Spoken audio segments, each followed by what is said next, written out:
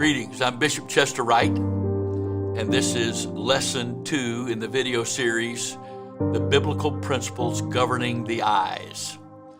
I hope that you have watched Lesson 1, which is an introductory lesson that is very significant information about how the eyes can go from being a natural organ to a doorway to a spiritual experience, whether a positive or a negative spiritual experience. So this is what we want to talk about in this lesson. The gift of sight that God gave us for good and to enrich our lives also has great potential for evil. I've said that in the last lesson. I'm saying it here. I will say that many times throughout these lessons. God intended for our eyesight to be a blessing to us spiritually in a positive way, both naturally and spiritually. It's a gift from God. Our eyesight is a gift from God. But everything that has a potential for good has an equal potential for evil if it is not submitted to God and His Word, or kept submitted to God and His Word, obedient to His Word and His Spirit. And so, let's talk about that in a minute. If I willfully allow my eyes to be used in any manner that incites me to take pleasure in sin, then I'm taking the Lord's blessing to me and making a curse to my soul. Now, what do you mean willfully? Well, no one can make me do anything. No one. God will not. Satan cannot. I have a free choice. I've got to make that choice. I do make choices. That's why no one but me is accountable and responsible for my choices. Nobody. I'm accountable for those choices. But if I willfully allow my eyes to be used in any manner that incites me to take pleasure in sin, then I'm taking the Lord's blessing to me and making it a curse to my soul. Therefore, when used scripturally, the eyes, like the ears, have the ability to greatly enhance my life naturally and spiritually. When used to the contrary, the use of my eyes without the governing of God's Word will eventually become a significant liability to my salvation. So my eyes can either really help me be saved, or my eyes can either really help be the source of the path of my destruction. The latter occurs when my eyes are allowed to connect to the baser elements of my nature and feed its desires and hope of the fulfillment of those desires. As I explained in the last video, I don't just see something. My brain creates an image, and immediately my mind associates that image with everything I know about that image and everything I've experienced about that image. And that association then produces a feeling. That feeling can be a positive feeling that causes me to have joy and desire for God, or it can be a negative feeling that causes me to want to give over to the flesh and experience the pleasures of the flesh, or fleshly relief, or whatever it may be. So I have to acknowledge that my eyes, while they may be a great blessing, have to be guarded carefully. My sinful nature influences my choices and thus pervert the use of my eyes from promoting the following of the Lord's principles for living in a loving relationship with Him to encouraging our participation in a self-centered, world-loving lifestyle. I cannot allow my sinful nature to influence my choices. But we do, don't we? I do. I have. I would hope, but I doubt seriously, that I will never have another day the rest of my life that my sinful nature does not attempt to influence my choices. But the question is, what are those choices going to be? I hope you will acknowledge that because of the connection between physical sight and mental sight, the importance of understanding the Lord's principles governing the eyes and their biblical uses is significantly increased. In other words, it is my hope that by the grace of God, somehow already in this lesson and a portion of this video series, you have already come to understand how critical it is to your eternity that you learn all you can about the eyes, how God wants you to use them, and how the world and the flesh wants you to use them, and the consequences of both of those, and then what you can do about not doing the one and doing the other. I am praying in Jesus' name that right now you are already resolving that you're going to commit yourself, however long it takes you, to work through this video series so that the Lord can impart to you revelation and can equip you and impart to you the grace of God through that revelation to be able to walk in Him as He would have you to walk. There's nothing specifically sinful about my eyes physically seeing something, since that is what the eyes were designed by God to do. Now, this is important to understand. Just because my eyes see something doesn't mean there's automatically a problem with that. But it is the mental sight that is the catalytic product of the physical sight, which connects to the motives of my heart and determines my action and my priorities, that is the potential problem. It's not my eyes. And it's not the fact that my eyes see something and my brain processes an image that's the problem. We see billions of things every day. We may not count it as billions, but our mind does. Because even a video camera is in lines of resolutions, and there's a frame rate of so many frames per second that equipment produces, and it's played at such a fast rate, you don't even see the flicker. It seems like one continuous picture, but it's not. It is hundreds of images played at a rapid pace that creates an image. Well, our mind works just like that. Our eyes see and our brain processes billions of images every day. And that function by itself, that natural physical function, that's not the problem. That's not the problem. What the problem is what our memories, our minds associate with that image, and our memories remember the feelings of that association. And then we have to decide what we're going to do with those new feelings from what we're seeing right now based on our past experiences.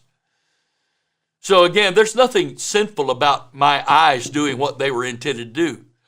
But it's the mental sight that becomes emotional, which can then become spiritual depending on what I do with it. Whatever I see mentally that results from what I see physically inevitably proceeds to shape my character, guide the course of my relationships, and influences my decisions concerning who and what I will give my time and my life to. You say all of that happens from what I see? Absolutely. Absolutely. Absolutely. I mean, if that's not the case, then why do manufacturers and companies spend billions upon trillions of dollars worldwide every year to get things before your eyes, whether printed page or billboard or the internet or videos or whatever it is? They want to get stuff before your eyes. Why? They can't tempt you to buy stuff just talking to you about it. They can't. They can't get you to buy their product simply by telling you about it. They want you to see it. And that's why the advertising industry is such a huge deal. There are people that make huge incomes every year over there because they have an ability better than others to create images for you to see, to cause you to want to buy a certain product. Well, if that's true when it comes to buying things, is that also very true when it comes to buying what the devil is selling or what the world is selling, or in our own case, what the flesh is selling? Likewise, since mental sight is connected to desire, what I allow my eyes to linger upon physically initiates the decision to either seek after God or pursue the world. It is the dwelling on it. It's the dwelling on it. A momentary sight that I don't dwell on, it has very little lasting impact. It's like a preacher said to me many years ago, and others have said this similar thing. You can't keep a bird from flying over your head, but you can stop him from building a nest in your hair. That's the difference. It's when it's not the first look that's the problem. It's the second look, which can then lead to a third look, which then can lead to us looking. And that looking becomes then a memory, which can become a fantasy, which leads to all kind of problems. One of the greatest examples of this is found in the differences between what Adam and Lot saw with their eyes, and what they saw eventually determined the spiritual destination for each of them and their offspring. What you see and how you react to what you see doesn't just affect you. It will also affect your offspring. Abraham saw the promised land. Lot saw Sodom. As we read the following verse scriptures, it is very difficult for our minds to grasp that everything that followed all started with a look from Lot's eyes. And everything that God did from Abraham started with a look, a God-initiated look from Adam's eyes. So Genesis 13, beginning with verse 1, and Abram went up out of Egypt, he and his wife and all that he had, and Lot with him into the south. Lot was Abraham's nephew. And Abram was very rich in cattle and silver and gold, and he went on his journeys from the south even to Bethel, unto the place where his tent had been at the beginning, between Bethel and Hai, unto the place of the altar which he had made there at the first, and there Abram called on the name of the Lord. And Lot also, which went with Abraham, had flocks and herds and tents. So Lot was blessed because of his association with Abraham, which we find out, if we can refer back to Genesis 12 and 1 and find that was the promise God made to Abraham. Everybody that associated with Abraham and his seed would be blessed. And everybody that blessed Abraham's seed would be blessed. Or blessed Abraham and his seed would be blessed. So everybody that associated with Abraham and his seed, everybody that blessed Abraham and his seed, they'd be blessed. And so Lot was blessed like Abraham because of his association with Abraham. We find out that Lot didn't have Abraham's faith, but he was blessed because of his association with Abraham's faith. Let me just stop here for a minute and say, isn't it really important that while we are blessed by the people we go to church with, if we allow that to be the case, and we're blessed by the preachers that preach to us, if we allow that to be the case, and we are blessed by our association with spiritual people, that's not the same thing as us having faith and us being spiritual. All of that is positive. But if we don't at some point allow those associations to affect us personally so that we have faith and so that we have our own walk with God, then we will be tempted, be open to temptation like Lot was. So Lot knew what God was saying to Abraham. And Lot was following Abraham because of Abraham's faith. And Lot was blessed because of his association with Abraham. But here was the problem. And the land, verse 6, and the land was not able to bear them, that they might dwell together, for their substance was great, so that they could not dwell together.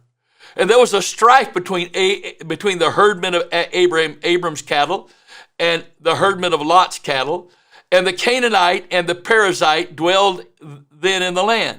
And Abram said unto Lot, let there be no strife, I pray thee, between me and thee, between my herdmen and thy herdmen, for we be brethren. Well, wait a minute. You're my uncle. I'm your nephew. You're my uncle. What do you mean, brethren? When Abraham used this term, I believe, he went beyond simply talking about their blood relationship.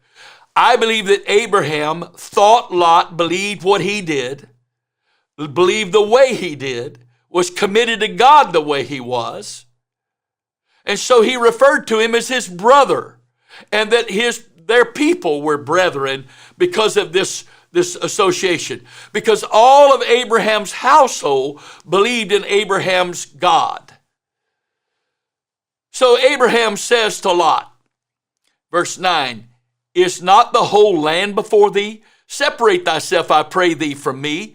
If thou wilt take the left hand, then I will go to the right. Or if thou depart to the right hand, then I will go to the left. And first of all, right here, there was a problem. This should have demonstrated to Lot his problem. Abraham was being so gracious. But Lot, being the younger, should have said, no, Uncle Abraham, my brother. You're the elder here. You're the leader of our group.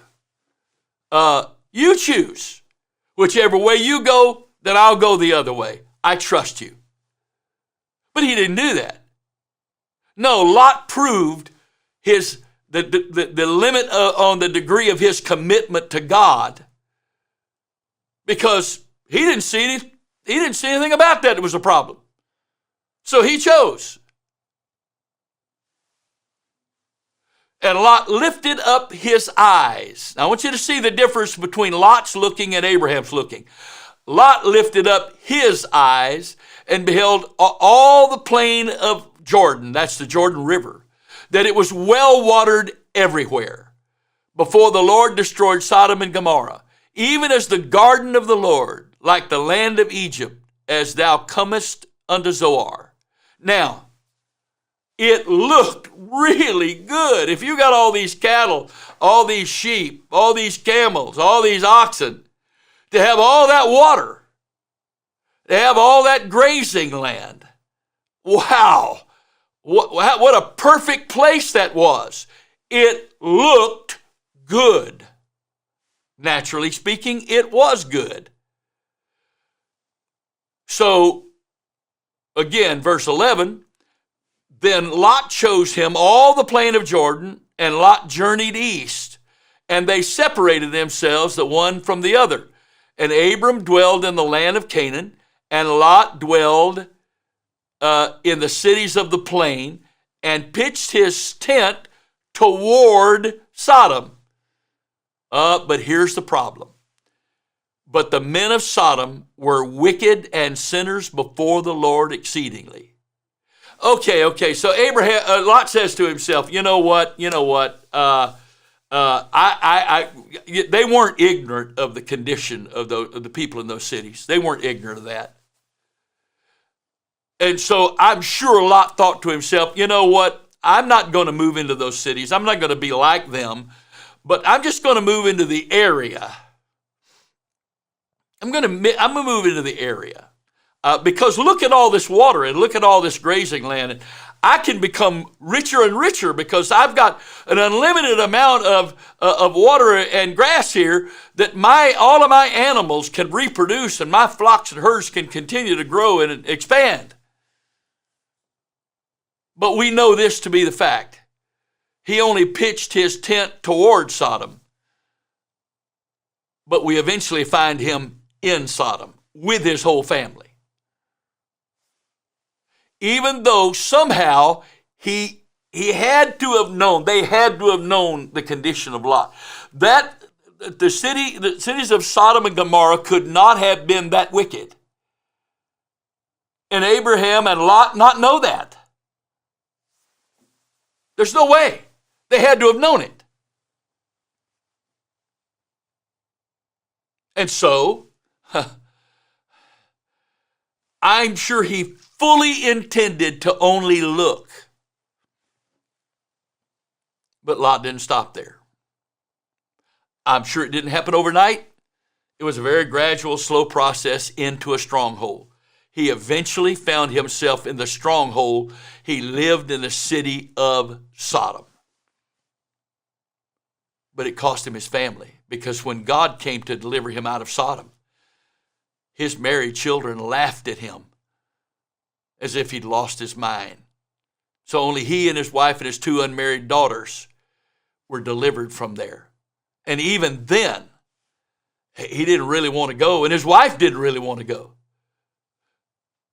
And this all started with just a look. There's no such thing as an innocent look. There's no such thing. Now, when I say look, I don't mean just the eye seeing something and processing. I mean, a look is dwelling on it. He looked on the well-watered plains of Jordan. He looked on them. He must have stood there and just visually did an inventory of all he could see. He looked on that. And the more he saw that, the more his mind said, this is really good. This is awesome. This is a great place here. And God had to have, in the back of his mind, said, but Sodom and Gomorrah over there. And somehow he dismissed that. No, I'm not going to live there. I'm not like them. I'm not going to do what they do. But the look continued to be a look. And I wonder if at some point in time his kids said to him, Dad, look at all that's available in these cities. We don't have to become like them to be benefited by all of this. I don't know how exactly it happened, but I know that the New Testament says that this righteous man, so he never gave up his personal righteousness,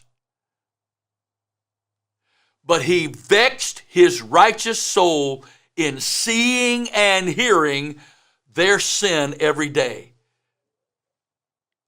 He was a righteous man in bondage to what he was seeing and hearing. Now, here is exactly what happened for Abram. Genesis 13:14, verse 14. And the Lord said to Abram, after that Lot was separated from him, God said to Abram, lift up now thine eyes. It was Lot's flesh that looked and made the decision where he was going to take his family. But God initiated Abraham's look. And he said, lift up now thine eyes and look for the place where thou art north, from the place where thou art northward, southward, and eastward, and westward. For all the land which thou seest, to thee will I give it, and to thy seed forever. And I will make thy seed as the dust of the earth, so that if a man can number the dust of the earth, then shall thy seed also be numbered. Arise, walk through the land in the length of it, and in the breadth of it, for I will give it unto thee. Then Abraham removed his tent, and came and dwelt in the plain of Mamre, which is in Hebron, and built there an altar unto the Lord. So Lot's eyes led him into this very slow, gradual process of temptation, to the point that eventually only he and 2 of his daughters were, quote unquote, delivered from. The rest of his family were destroyed when God said, that's enough. The sins of Sodom and Gomorrah are no longer acceptable. No, there's no more patience. I'm done. But Abraham was given a look that God instructed him to have, and it affected his children forever, because God promised that he would give it to him and his seed forever. That started with a look. So what are you doing with your eyes? What are you looking at? Who directs your sight? Is your flesh directing your sight? Or is the Spirit of God directing your sight? Lot's look eventually separated him from God. Abraham's look brought him closer to God. What is what you're looking at doing for you? Our eyes potentially have the same amount of impact upon our own souls and on the souls of our descendants as Lot's eyes had on him and his family, and Abraham's eyes had on him and his family. So what are you going to do? What's going to be your decision? What's going to be your direction?